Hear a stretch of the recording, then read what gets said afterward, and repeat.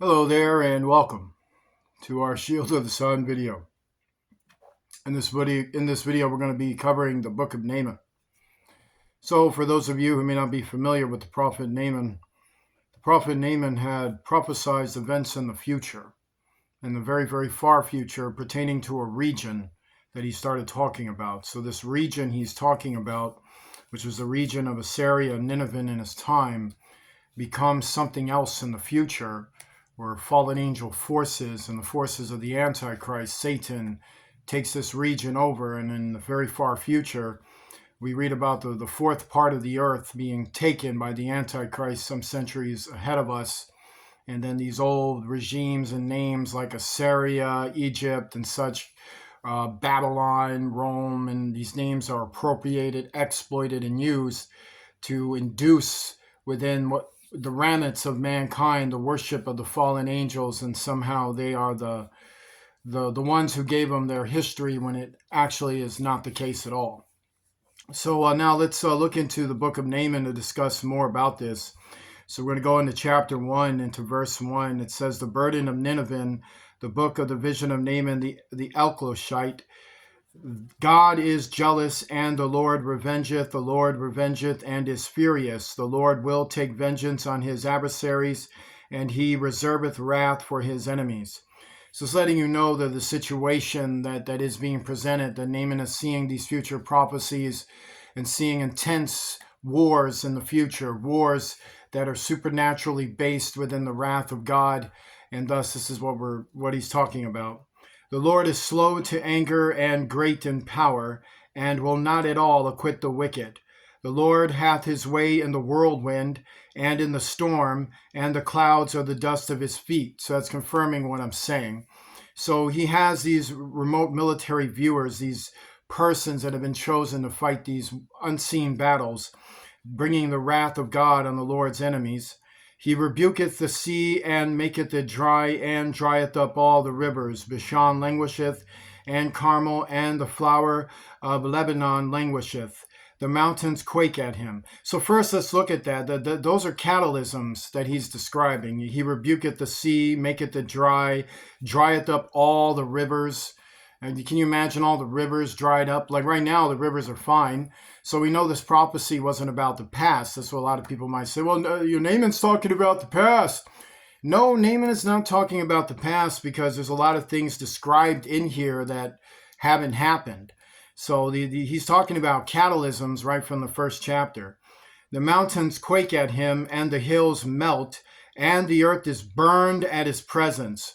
So when do we know when the earth gets burned? That's in Revelation. Revelation talks about a third of the earth getting burned up.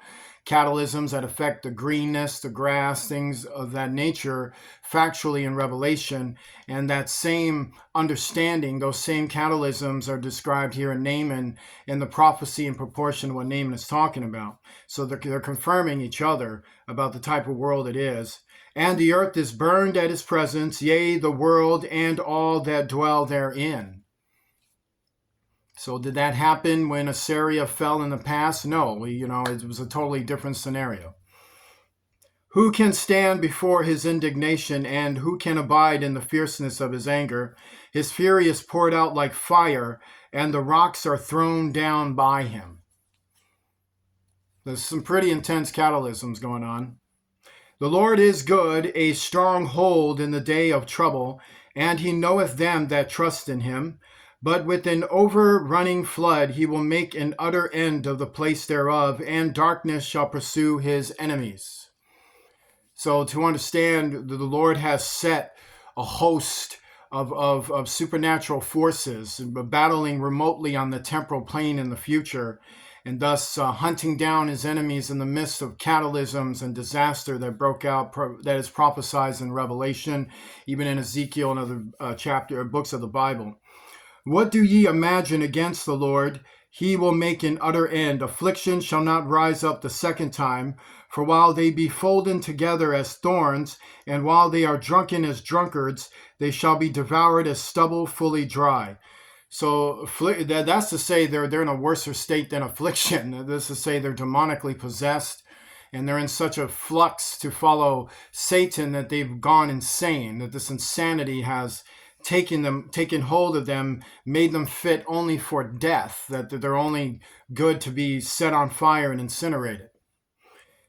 There is one come out of thee that imagineth evil against the Lord, a wicked counselor. So to understand, there is somebody that proclaims himself to be something he's not.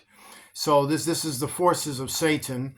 So remember also with the Antichrist that he makes a lot of claims. He claims he has a lot of religious figures. So of course he's going to claim figures from the Bible.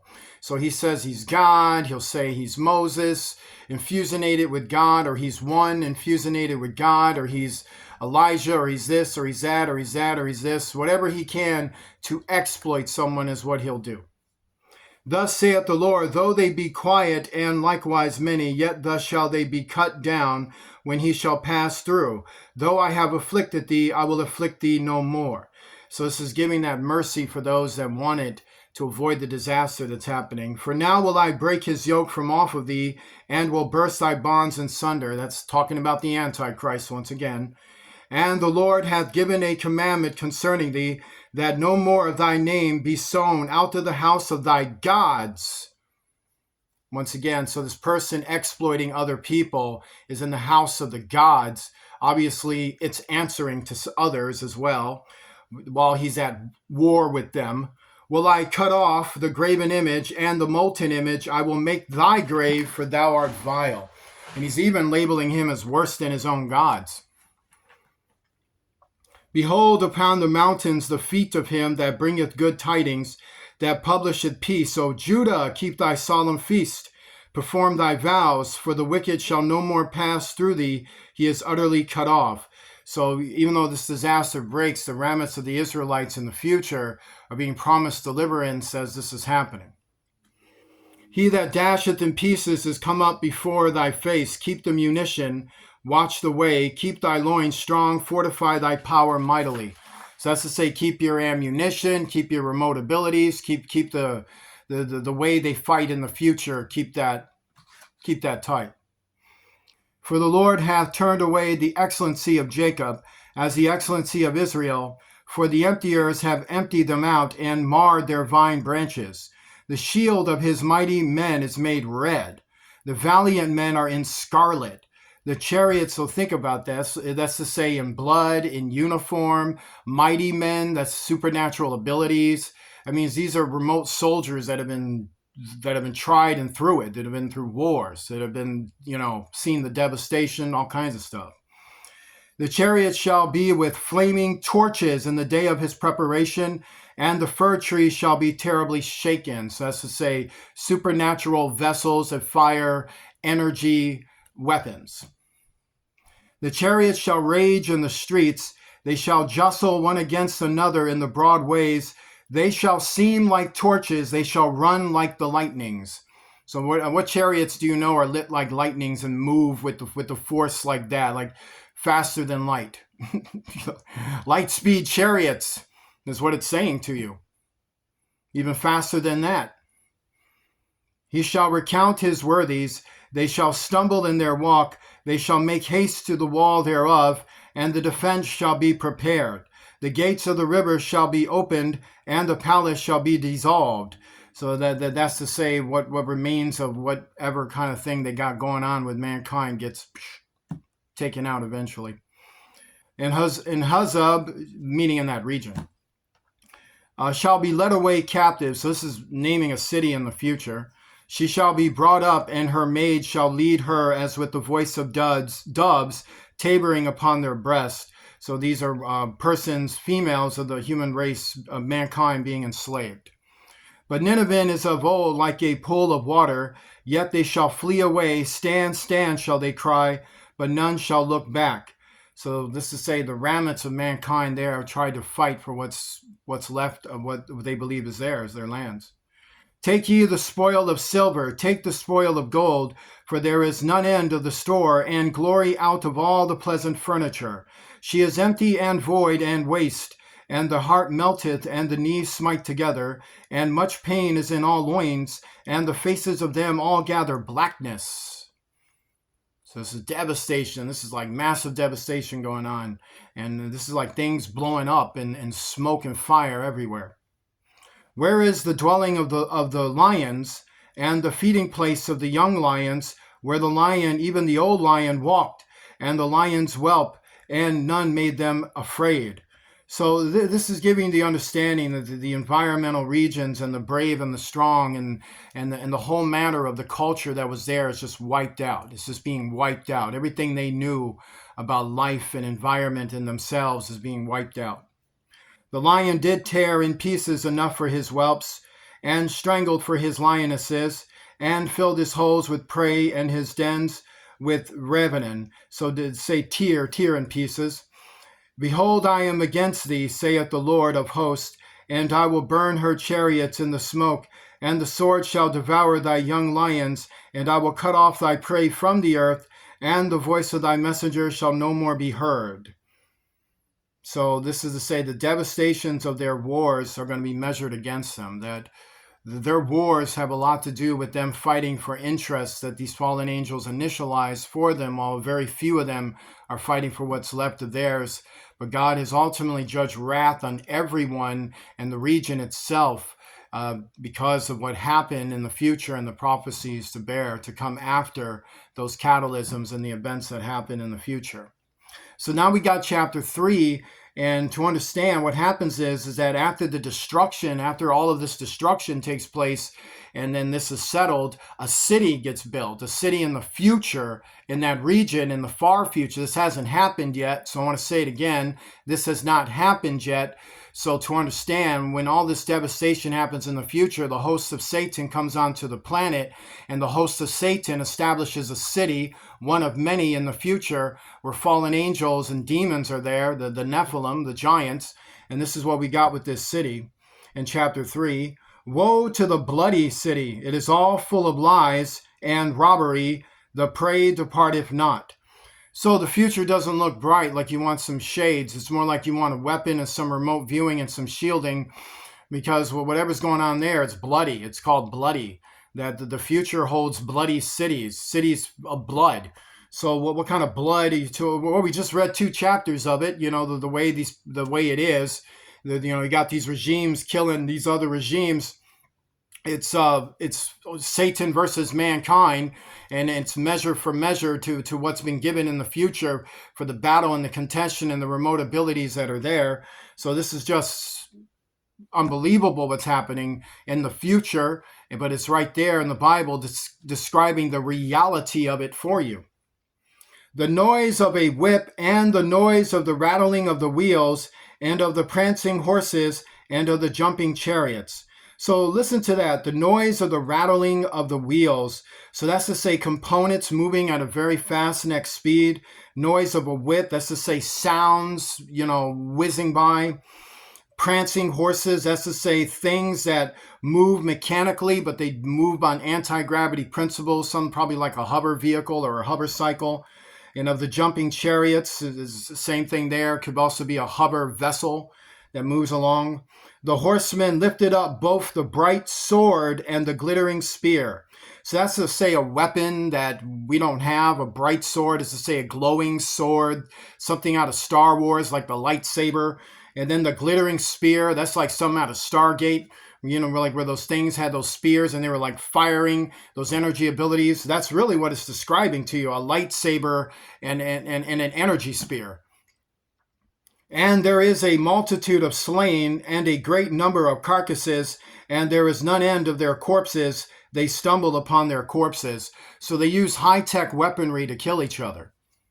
So you got citizens with weapons like that, where they devastate each other. Because of the multitude of the whoredoms of the well-favored harlot. So who's that? That's described in Revelation, the mother of harlotries, the same person that's talking about the devil, of, Satan, the devil. It's talking about the devil. The mistress of witchcrafts that selleth nations through her whoredoms and families through her witchcrafts. So that's to say that the devil, a supernatural alien entity to mankind in terms of what is explained, the devil of the angelic races who fell from heaven, establishes all of these ways to use witchcraft and other arts to induce within the families this belief that they can use those arts for evil purposes, and they will worship the devil, and the devil will teach enchantment, spell casting, and all manner of stuff to induce all spiritual gifts to be used for Satan. So the devil is now teaching spiritual arts for personal worship, personal gain, so that people will worship the devil on earth in the form of Apollyon Abaddon. Behold, I am against thee, saith the Lord of hosts, and I will discover thy skirts upon thy face, and I will show the nations thy nakedness, and the kingdoms thy shame. So that's regarding the followers of the devil, that the devil's followers are just filled with shame, sickness, and decay. They're just a bunch of, very lost, nasty heathens who need to repent, and thus the shame of their sins and their heathenism is revealed. And I will cast abominable filth upon thee, and make thee vile, and will set thee as a gazing stock. So it's to say that when people come to realize you, like, well, what were these people like? Why were they so sickening all this, with the devil and everything? They'll be shocked. They'll be like, wow, you guys really are nuts. Or was I believing all of this? Look how crazy they are. They are absolutely nuts. And look at these men. They let these women tell to oh my Lord, and then they're all demon possessed. They don't even have the honor to be afflicted. They're just messed. They're just completely messed up. And it shall come to pass that all they that look upon thee shall flee from thee, and say, Nineveh is laid waste, who will bemoan her? Hence shall I seek comforters for thee, because no one cares about it because of how evil they were. Art thou better than populous No, that was situate among the rivers, that had the waters round about it, whose rampart was the sea, and her wall was from the sea. So they had this, in the future, this impressive city that was built from old world ruins, and that got wrecked. Ethiopia and Egypt were her strength, and it was infinite. Phut and Ludum were thy helpers. So these were also futuristic places that they were allied to, and thus whatever happened in that alliance didn't work out either. Yet was she carried away, she went into captivity. Her young children also were dashed in pieces at the top of all the streets, and they cast lots for her honorable men, and all her great men were bound in chains. Because they were great men. They'd step back and went, you witches, do our bidding. Oh my Lord, the devil wants to eat us. So to understand, the women got exposed of Satan, and the men of Satan got exposed. So the daughters of men in the future, these men and women, get exposed in various ways when all of their plans blow up in smoke, following fallen angels, and then they realize the fallen angels want to eat you. Thus also shall be drunken, thou shalt be hid, thou also shalt seek strength because of the enemy. All thy strongholds shall be like fig trees with the first ripe figs. If they be shaken, they shall even fall into the mouth of the eater. The mouth of the eater? What is the mouth of the eater? It is a giant creature that is a Nephilim, earth-based demon that is serpentine, and some of them walk on two legs. They're noted as frog spirits, the serpent eaters. And then you have mouth eater. A mouth eater is a type of demon that opens its mouth at the base of the ground. It sometimes will come up and eat. It will sometimes stay in the ground. And its followers would offer it human sacrifices, and even the sacrifices of their fruits, like their harvests, their fig trees, and things like that. They would just walk up to it and feed this thing, virgins, babies, their food, their resources. And thus, that's what it's saying. In the future, you're going to have entities in the future coming into our temporal plane, and these demons, these very giant, ugly, nasty, Leviathan-like demons are going to come around, and they're going to demand to be fed, is what it's saying to you. Behold, thy people in the midst of thee are women. The gates of thy land shall be set wide open unto thy enemies. The fire shall devour thy bars. So it's to say weakness. It's not to say women. It's like, oh, is this about women? Well, you really want to have a feminist conversation about the future? No, it's not about that. It's not about masculine rights. It's not about feminine rights. So it's not about any of that. So to understand, it's an analogy word to say that they were weak. They were filled with divisional understanding of a weakness that was not required. So they went and sprouted things that was untrue. true to cover up for what they were actually doing. So it's to say liars, weak liars. Not to say women are weak liars, it's to say the analogy is to relate to the weakness and the self-deceptions of these heathens who were equally men and women acting like this. Draw thee waters for the siege, fortify thy strongholds, go into clay and tread the mortar, make strong the bricklin.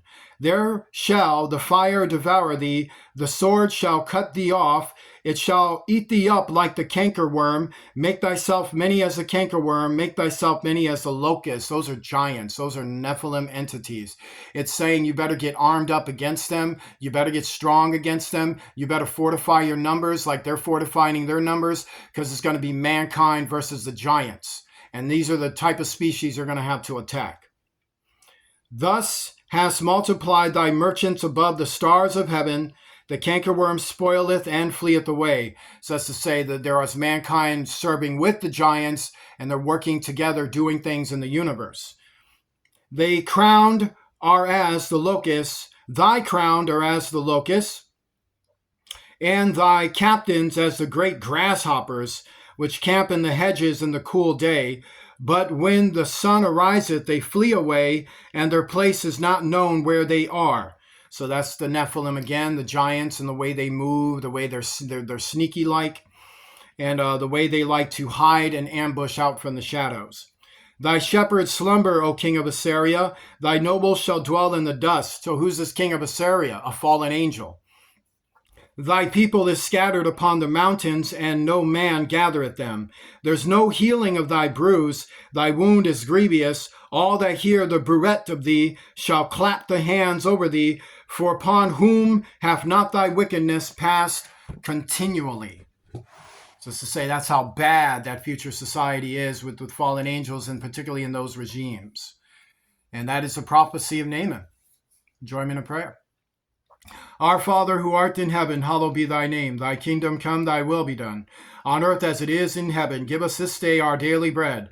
Forgive us of our debts, as we forgive those who are our debtors. Lead us not into temptation, deliver us from evil. For thou art with us, for thine is the kingdom, power, and glory, forever and ever. In the name of Jesus Christ, the King of heaven. Amen. If you'd like to donate to Shield of the Sun, please remember to do so, donating with Cash App to $ Shield of the Sun, spelled in small case letters, closed together. I want to say God bless you to each and every one of you. I shall see you soon.